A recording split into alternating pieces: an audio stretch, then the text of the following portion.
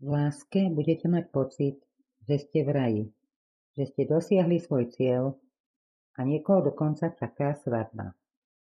Užívajte si svoju lásku, ktorá už nepozná žiadne obavy a ani nepotrebuje vyslovovať žiadne želania.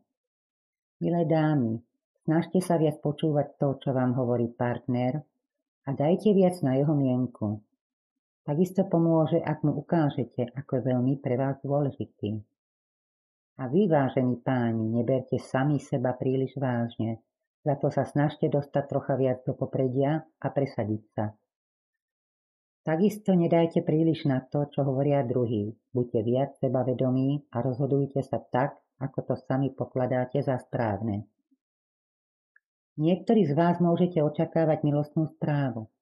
Tí, ktorí ste sami, do vášho života môže vstúpiť nádejný partner či partnerka. Pokiaľ sa doňho, alebo teda do nej zamilujete, čaká vás vážna známosť. Vzťah bude stabilný a vy dosiahnete cieľ, takže sa môžete tešiť na starosti spojené so sobášom či príchodom detí alebo svokry.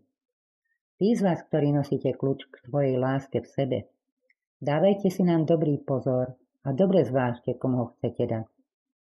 Inak vás čaká stabilný vzťah, v ktorom nájdete bezpečie a istotu.